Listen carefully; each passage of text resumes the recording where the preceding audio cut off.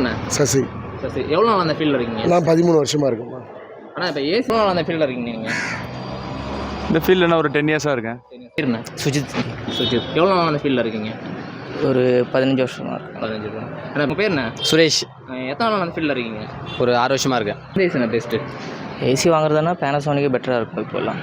அது குவாலிட்டி எல்லாம் கொஞ்சம் ஜாஸ்தியாக தான் இருக்குது இப்போது. இப்போ மேனுஃபேக்சரிங் பண்ணுறது வந்து குவாலிட்டி கொஞ்சம் ஜாஸ்தி பண்ணியிருக்காங்க. அந்த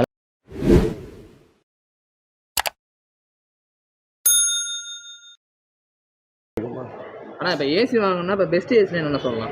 பெஸ்ட் ஏசினா அவங்க காஸ்ட்டு நல்லா இருக்குது, கொஞ்சம் வெல்த்தியாக இருக்காங்க, அமௌண்ட்டு ஸ்பெண்ட் பண்ண முடியும்னா மிட்சுபிஷி, ஓஜென்ட்ரல், டைக்கின் இது 3மே நல்ல ஏசி தான். அந்த மாதிரி வாங்கிக்கலாம். கொஞ்சம் லோயர் ரெண்டாக வாங்குறாங்க, அமௌண்ட் வைஸ் கொஞ்சம் கம்மியாக வாங்குறாங்கன்னா வோல்டாஸ் வாங்கிக்கலாம். வோல்டாஸ் நல்லாயிருக்கும். வோல்டாஸ், ஒனிடா இது 2மே நல்லாயிருக்கும். இன்னொரு ஏசி வாங்கினா கன்ஃபார்ம் ஆகிடுச்சு. OG, டைக்கின், blue star. Blue star. Okay.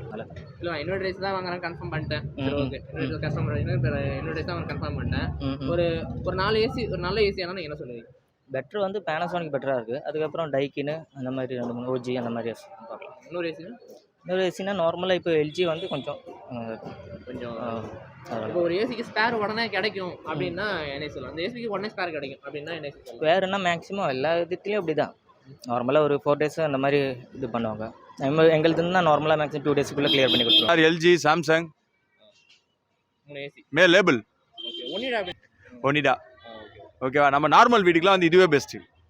வீடுங்களுக்கு வந்து இப்போ பெரிய ஆஃபீஸ் கன்ஸ்ட்ரக்ஷன் அந்த மாதிரி நடத்துறாங்க தெரியுமா, அந்த மாதிரி நடத்துனா ஒனிடா பெஸ்ட்டு. ஆமாம்.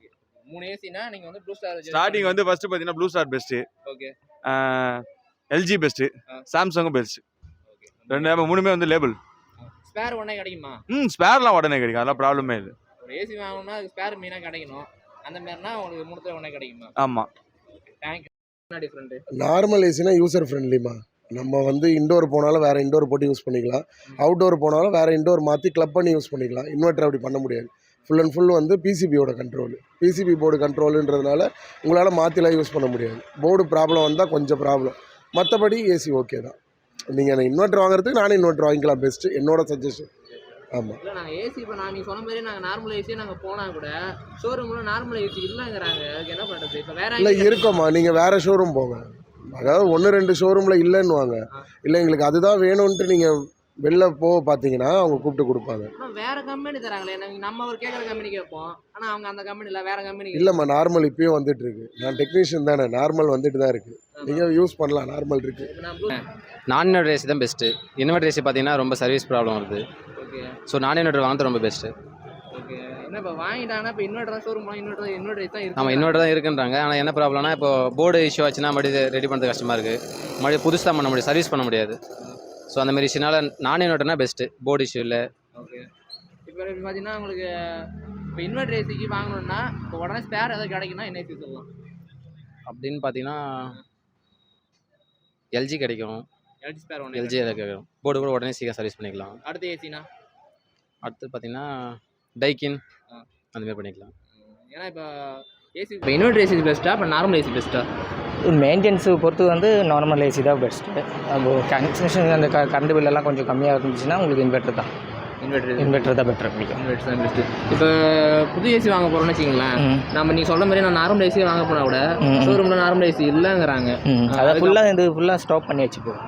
ஃபுல்லாக இன்வெர்ட்டர் தான் இப்போ ஃபுல்லாக மெயின் இருக்குது. நம்ம கேட்டால் ஜட்ஜ் பண்ணால் கொடுக்க வாய்ப்பு இருக்கா? இருக்குது, சான்ஸ் இருக்குது. அது 2-3 இடத்துல மட்டும்தான் நம்ம கிடைக்குது. வந்துருக்காங்கிறாங்க, நார்மல் ஏசி இல்லைங்கிறாங்க. இப்போ வேற எங்கேயும் கிடைக்குமா? வேற எங்கேயும் இல்லை. இப்போ இப்போதைக்கு கிடைக்குது, வாங்கிட்டு தான் இருக்காங்க. நான் இன்வெர்டர் ஏசி ப்ளூ ஸ்டார்லாம் நாங்கள் தான் பர்ச்சேஸ் பண்ணுறோம். நாங்கள் அதான் சப்போர்ட் பண்ணிடுறோம். ஆஃபீஸ்க்கு எல்லாத்துக்குமே நாங்கள் அதான் சப்போர்ட் பண்ணிடுறோம். ப்ளூ ஸ்டார் நல்லா இருக்குது. இப்போ உங்களை மாதிரி மெக்கானிக்காக நாங்கள் நார்மல் ஏசி கேட்டால் நீங்கள் கொடுப்பீங்களா? புதுசுலாம் ஃபைனலாக கிடைச்சவங்க கிடைக்குமா? கிடைக்கும். Okay okay. ஏன்னா இப்போ எங்கே பார்த்தாலும் செகண்ட்ஸ்லேயே இருக்குது, போட்டு வச்சிருக்காங்க. எல்லா மெக்கானிக்குமே போட்டு வச்சிருக்காங்களா அவங்க கடை வெளியே.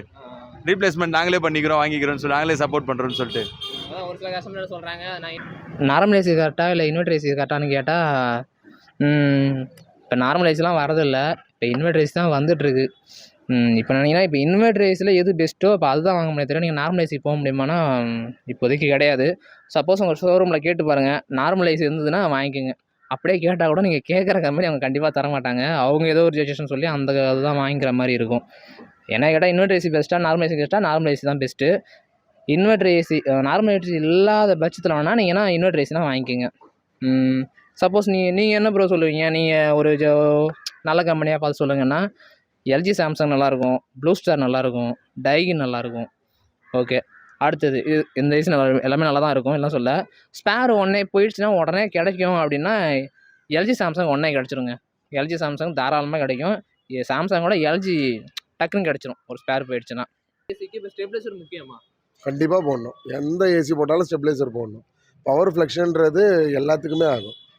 கரண்ட்டை கட் பண்ணுறதுக்கு தானே. இப்போ நம்ம ஸ்டெபிலைசர் வந்து அந்த வோல்டேஜை கட் பண்ணுறதுக்கு தான். ஓகேவா? ஹை வோல்டேஜ் வந்தால் போர்டு அடி வாங்க தான் செய்யும். நீங்கள் வாங்கின ஏசியை 10 வருஷத்துக்கு யூஸ் பண்ணிருந்தா கடைக்காரங்க எப்படி அடுத்த யூனிட் வைப்பாங்க? இல்லை, இப்போ நான் தான் ஆல்ரெடி இப்போ இம்பில்ட்டாகவே உள்ளே வந்துச்சு, நீங்கள் வேணாம் அப்படின்ற மாதிரி சொல்கிறாங்க. இல்லை போடணுமா? கம்பல்சரி நீங்கள் போட்டிங்கன்னா உங்களுக்கு நல்லது. அவங்க அப்படி தான் சொல்லி சேல் பண்ணுவாங்க. ஆனால் போட்டிங்கன்னா உங்களுக்கு நல்லது. ஸ்டெபிலைசர் வாங்குறாங்க, என்ன மாதிரி ஸ்டெபிலைசர் வாங்கலாம்?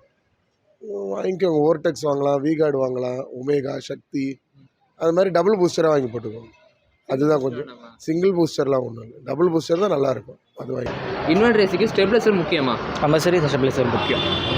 இப்போ ஷோரூமில் நான் கேட்க போனால் தேவையில்லை அப்படி. அது இன்வெர்டர் ஏசிக்கு வந்து உள்ளே போர்டு எல்லாம் வந்துடும் உங்களுக்கு. அதுலேருந்து கன்வென்ஷனாக எடுக்கும். அது நம்மளுக்கு சேஃப்டிக்கோசம் தான் நம்மளுக்கு ஸ்டெபிலைசர் வைக்கிறது பெட்டர். இன்வெர்டர் ஏசிக்கு போர்டு போகிறதானா அது பெஸ்ட்டு தான். பெஸ்ட்டு தான் அது. உங்களோட சேஃப்டிக்கோசம் தான் அது இது பண்ணுறது. இல்லை, இப்போ ஸ்டெபிலைசர் தேவையில்லைங்கிறாங்க. அது எப்படி? அது ஸ்டெபிலைசர் கண்டிப்பாக தேவையா இல்லை? ஸ்டெபிலைசர் இருக்கிறது பெஸ்ட்டுங்க. கரண்ட்லேருந்து எல்லாமே நம்மளுக்கு சப்போர்ட் பண்ணும். ப்ளஸ் ஃபால்ட் எதுவும் வராது. டப்புன்னு கரண்ட்லாம் போது வருதுன்னா நம்மளுக்கு அந்த ஃபால்ட் ஆகாது. இல்லை, ஸ்டெபிலைசர் இருந்தால் நம்மளுக்கு சப்போர்ட் பண்ணும், கரண்ட் சப்போர்ட் பண்ணும். ஓகேவா? ஸ்டெபிலைசர் இல்லைனா தான் எல்லாத்தையுமே ஸ்டெபிலைசர் இருக்கிறது பெஸ்ட்டு. இப்போ நம்ம கரண்ட் பில் கட்டுறதா இருந்தால் உதாரணம் கட்டுவோம், ஒவ்வொருத்தவங்க 5000 கட்டுவாங்க, ஒருத்தவங்க 6000 கட்டுவாங்க. மொத்தமாக கரண்ட் பில் கட்டுறதா அப்படின்னா ஓகே. இன்வெர்டருக்கு நார்மலாக பவர் சேவிங்னா எவ்வளோ? இந்த அமௌண்ட்டில் எவ்வளோ கொஞ்சம் சேவ் ஆகும்? அமௌண்ட்டில் நான் மிஞ்சி போனால் 1000 அந்த மாதிரி தான். 6000 கட்டுறாங்கன்னா 5000 ஆகும். பாதிக்கு பாதிக்கு ஆகாதுங்களா? பாதிலாம் இல்லை, சரி, யூஸ் பண்ணுறதை பொறுத்து தான் இருக்காது. அவங்க தேவையா? ஸ்டெபிலைசர் கண்டிப்பாக தேவை. ஆனால் உள்ள இன்பில்ட் ஆகும்னு சொல்லுவாங்க. இருந்தாலும் ஸ்டெபிலைசர் போடுறது நல்லது. அங்கே இருக்கிற ஷார்ட் சர்க்யூட் ப்ராப்ளம் ஆச்சுன்னா போர்டு கண்டிப்பாக ஏறும். ஆனால் வந்து ஸ்டெபிலைசர் ஆல்ரெடி இன்பில்ட்டாக இருக்கும் அதில். ஆமாம், இன்பில்ட்டாக இருக்குன்னு தான் சொல்லுவாங்க. ஆனால் நம்ம அடிஷனலாக போட்டுறது நல்லது தான். ஸ்டெபிலைசர் தான் வாங்கணும். நல்ல கம்பெனி தான் சொல்லுவீங்க? எவரெஸ்ட் இந்த மாதிரி கம்பெனி வாங்கிக்கலாம். எவரெஸ்ட், விகார்டு இந்த மாதிரி வாங்கிக்கலாம். அது ரெண்டுமே வாங்கிக்கலாம். இன்வெர்டர் ஏசிக்கு கண்டிப்பாக ஸ்டெபிலைசர் தேவைன்னா கண்டிப்பாக தேவை, வாங்கிக்கோங்க. ஏன்னா அதில் இருக்கிற ரிலே அடி வாங்கிடுச்சு, ரிலே ஐஸ் இது அடி வாங்கிச்சுன்னா கிட்டத்தட்ட உங்களுக்கு 8000 10,000 செலவு வச்சிடும். இதுவே நீங்கள் ஸ்டெபிலைசர் வாங்கினா 1000 2000 தான் வரும். அதனால் ஸ்டெபிலைசர் தேவைன்னா கண்டிப்பாக தேவை தான், வாங்கிங்க. வாங்குறது பெட்ரு.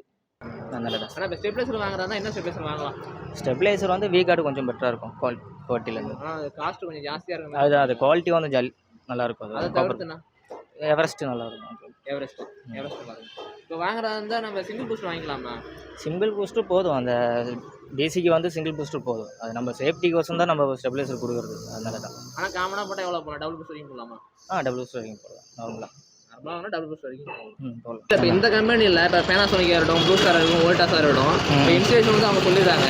எங்கள் தெரிஞ்ச மூலமாக மெக்கானிக் வச்சு நாங்கள் புது ஏசி இன்ஸ்டலேஷன் பண்ணிக்கலாமா? தெரிஞ்ச மாதிரி வச்சு நாங்கள் பண்ணிக்கலாமா? பண்ண முடியாது சார். வாரண்டி அந்த மாதிரி இஷ்யூஸ் எல்லாம் இருக்குல்ல, அவங்க எப்படி பண்ணுறதுன்னு நம்மளுக்கு தெரியாது. நம்ம கம்பெனிலேருந்து வரும்போது நம்ம பண்ணுறது செக்ஷன் இருக்குல்ல, அதனால தான். ஏதோ வயரிங் ஏதோ மாற்றி இது பண்ணியிருந்தாலும் பிரச்சனை தான் அது.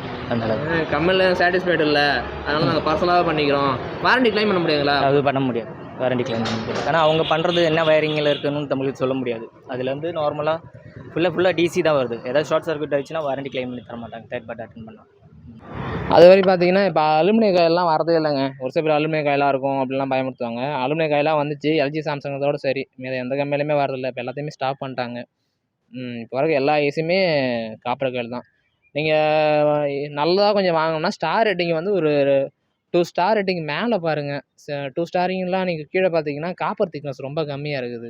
அதே மாடல் மாதிரி கொஞ்சம் மாடல் பெருசாக தான் இருக்குது, ஆனால் காப்பரை சீக்கிரம் ஓட்ட வந்துடுது. அதனால் என்னோடய பர்சனல் கருத்து, உங்களை பட்ஜெட் 3 ஸ்டாருக்கு மேலே வாங்கினா நல்லாயிருக்குங்க. அதனால் ஸ்டார் ரேட்டிங் மட்டும் கொஞ்சம் மேலே பார்த்து வாங்கிக்கோங்க. ஏன்னா காப்பர் 3 ஸ்டார் ரேட்டிங் வேணால் காப்பர் திக்னஸ் இருக்கும், கொஞ்சம் பிளாஸ்டிக் குவாலிட்டி நல்லாயிருக்கும், அதேமாதிரி கொஞ்சம் நல்லாயிருக்கும். நீங்கள் சிங்கிள் ஸ்டார் 2 ஸ்டார்லாம் வாங்கினா இருந்தால் வேஸ்ட் தான். இல்லை, எல்லா கம்பெனியும் சொல்கிறேன், ஒரு கம்பெனி குறிப்பிட்டு. இப்போ புதிய ஏசி வாங்க போகிறீங்க, புதிய ஏசி வாங்க போகிறாங்க முடிவாகிடுச்சுன்னா அதில் கொடுக்கறது 3 மீட்ரு காப்பர் கொடுப்பாங்க. அதுக்கப்புறம் பார்த்தீங்கன்னா அதில் மேலே ஒரு ஒயிட்டர் கொடுப்பாங்க. அதுவும் எல்லா கம்பெனிலும் தர மாட்டாங்க, ஒரு சில கம்பெனி மட்டும் தான் கொடுப்பாங்க. 3 மீட்ரு காப்பர் கொடுத்துருவாங்க. ஸ்டாண்டு நீங்கள் வாங்குறதா இருந்தால், ஸ்டாண்டு வாங்குறதா இருந்தால் நீங்கள் வந்து தனியாக தான் நம்ம காசு கொடுத்து வாங்கிக்கிற மாதிரி இருக்கும். ஏசி கூட தர மாட்டாங்க.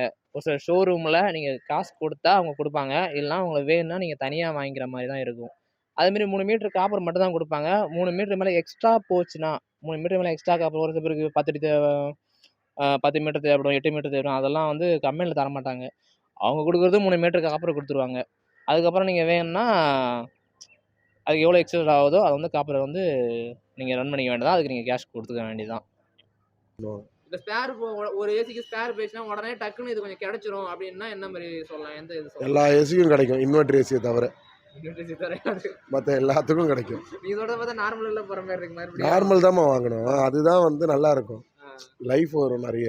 இப்போ இன்வெர்டர் வந்து அந்த போர்டு பண்ணுறவங்க இப்போ சென்னையில் நாங்கள் தான் பண்ணுறோம் போர்டு, ஓகேங்களா. வித்தின் 24 ஹவர்ஸில் நாங்கள் போர்டு பண்ணி கொடுத்துருவோம்.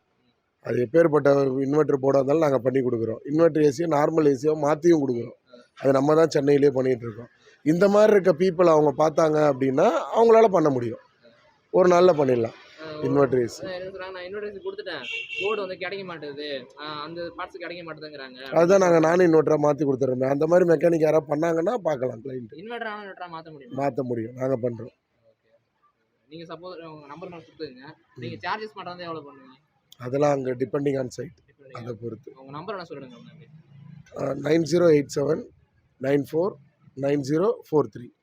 இன்வெர்டர் நீங்கள் ஆமாம்மா, இன்வெர்டர் ஏசி உங்களுக்கு ப்ராப்ளம் ஆகிடுச்சு, கம்பெனிக்காரங்க 10,000 ரூபா சொல்கிறாங்க போர்டுக்குன்னா நான் 3500 ரூபாய்க்கு பண்ணி கொடுப்பேன்.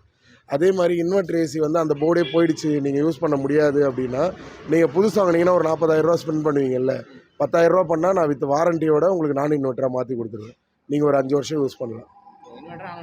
நாங்கள் டி நகரில் தான் இருக்கோம். என் கம்பெனி பேர் வந்து ஹெவன் என்டர்பிரைசஸ். இவ்வளோ நேரம் நின்று இந்த வீடியோ பார்த்ததுக்கு ரொம்ப ரொம்ப நன்றிங்க. நான் எந்த கம்பெனியும் ஏற்றியும் பேசலை, எந்த கம்பெனியும் நான் இறக்கியும் பேசலை. ஒவ்வொரு மெக்கானிக்கும் அவங்க தனிப்பட்ட கருத்து சொன்னாங்க. அடுத்தது பார்த்தீங்கன்னா, இவ்வளோ நேரம் நீ இன்டர்வியூ தான் எடுத்த, நீ என்னடா திடீர்னு பேசுகிறேன்னு கேட்டால் நானும் ஏசி மெக்கானிக் தான். பார்ட் டைமாக நான் யூடியூப் வச்சு நடத்திட்டு இருக்கேன். இவ்வளோ நேரம் இந்த வீடியோ பார்த்ததுக்கு ரொம்ப ரொம்ப ரொம்ப நன்றிங்க. தேங்க்யூ.